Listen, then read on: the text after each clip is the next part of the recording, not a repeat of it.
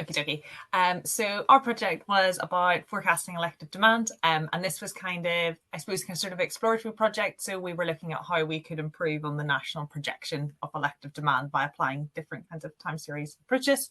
There were 5 of us working on this project. Luke and myself, I'm Paul Jane, are presenting, but Mathew, Lyndsey and Evelyn were also equal contributors to the project. So just a little bit of context as to why we want to forecast elective demand. Elective demand refers to the number of people who need care that's scheduled, so like people who wait for surgeries and things like that, and contrasts with people, I suppose, who receive emergency care. Understanding demand is important to ensure the recovery of elective services coming out of the pandemic. And how achievable long wait targets are, which you might hear a lot about on the news, are very dependent on demand over the next few years. And so because of all of this, there is a desire to have more accurate forecasts. So just to talk about the situation as it is, or before we started the project, so modelling does go on around elective demand in the NHS. So Tineke, our mentor, she works on this.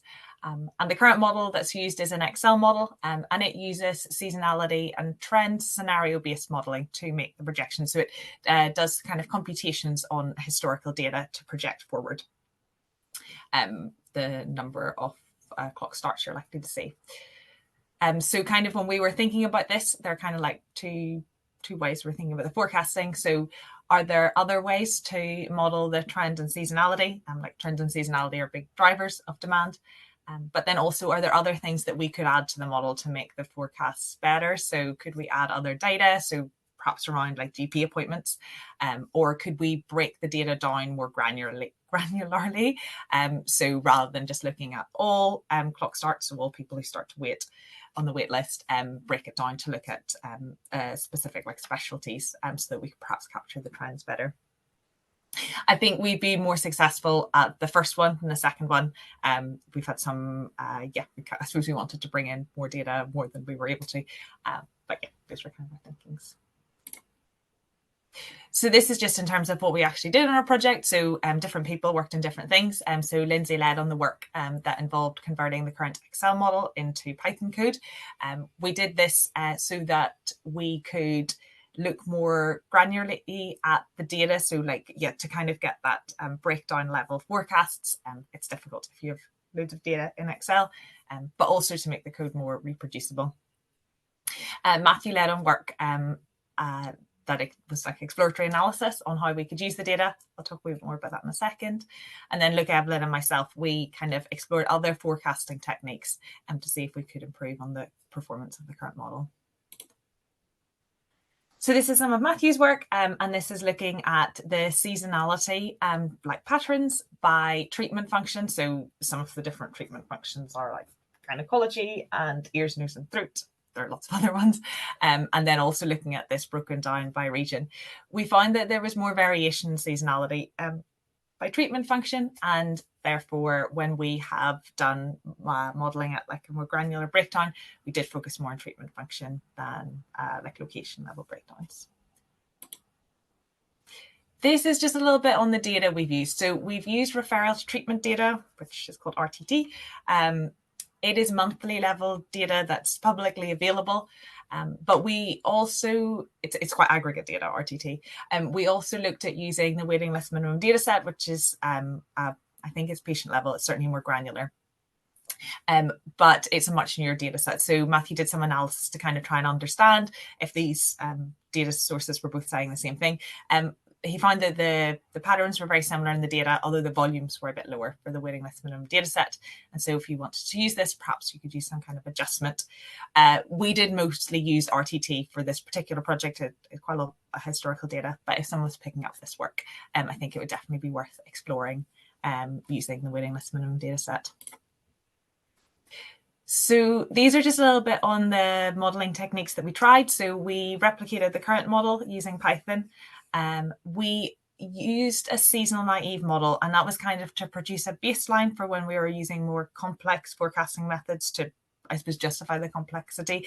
A seasonal naive, if it was to forecast for January 24, it would use the January 23 value. So it's kind of a lift and shift kind of method. We used linear regression with random forest. So kind of the linear regression was to pick up the trend and the random forest, the seasonality. And then we also use profit and seasonal ARIMA, which are both kind of out of the box methods that you could use in packages in Python. So across the different models that we tried, these were kind of things that were common to all of them that we kind of think about. So that was adding breakdown by treatment function, which I mentioned before. A big consideration was what to do with the COVID period. So the chart at the bottom, in the bottom corner, is showing clock starts, so the number of people who start to wait over time. And you can see there's a big dip at the start of the pandemic. I suppose the model doesn't know about the pandemic unless you tell it. So we had to think about how to handle that. And in the end, most of us, I think, ended up cutting out the data to deal with that. We also thought about exogenous factors. So like, is there other data we could add in around like GPs and stuff like that? And we also had to consider how we would compare our models. I'm going to hand over to Luke. Thanks very much, Jane. Hi, everyone. I'm Luke from NECS Consultancy, and I'll take you through the comparison of the other modelling methods that we tried to maybe improve that Excel model in the future. So we compared the performance of these models using two main error metrics, the root mean square percentage error and the mean absolute percentage error. They're pretty similar in how they work and gave us pretty similar figures for our purposes. They essentially tell you the average relative amount that your forecast is out compared to the true observed values. And for the purposes of this presentation, we're just going to refer to the mean absolute percentage error, which we've abbreviated as MAPE on some of these slides. For all the models, we ran forecasts for an all England view, which is all the treatment function codes bundled together into one group, and a view for each individual treatment function code. So starting with the seasonal naive, this model performed reasonably well for all England, as well as for each treatment function code, with an error of about 5% for the all England forecast, and then error ranging from about 4 to 11% for each individual treatment function code. The next model that we tried was the profit model. This performed very well with an error of about 1.3%, ranging from about 1 to 8% for each specific treatment function code, which is pretty good for an out-of-the-box modeling method. The next model that we tried was the linear regression and the random forest modeling method, which had very good errors of around 1.2%, ranging from 1 to 6% approximately for each individual treatment function code. And then finally, there was the seasonal ARIMA model or SARIMA model that we tried. We did try it with exogenous factors, which didn't quite plan out. But this had one of the worst errors of around 7% for all of England, ranging from 4% for the best performing treatment function code, all the way up to about 18% for one of the poorest performing. This model particularly had difficulties dealing with the COVID drop and COVID recovery. But in terms of observations and comparisons across all of the models, they were generally towards their most effective in forecasting elective demand with all the treatment functions grouped together. Also, when modeling individual treatment function codes, there were no consistent best performing or worst performing treatment function codes.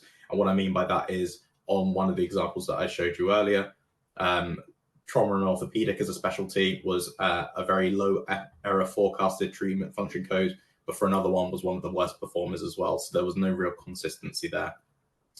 For our purposes, we found profit and linear regression and random forest to be great modeling approaches. Both had quite low errors, and profit also had the bonus of having that out-of-the-box simplicity towards it. There is so much more that we'd like to do and we'd like to look into regarding this work. Firstly, it'd be great to explore how we could derive use from GP appointment data as an exogenous variable to use in both the profit and seasonal ARIMA models. We'd hope to use this to explain or hope to use this to make them more accurate and to account for some of the forecasting challenges that were previously mentioned by Jane around caused by COVID drops in the time series data, as GP appointment activity tends to be positively correlated with elective demand. We'd also like to explore more explanatory variables in making our forecasts, and we'd also like to generate forecasts with credible intervals. that is the end of our presentation. Just want to quickly second all of the reflections made by our fellow HSMAs on the program and the experience. I think it's been a really valuable and great experience for all of us in our project group. If you've got any questions, please drop them in the chat and we'll answer them there. And thanks everyone for listening and attending.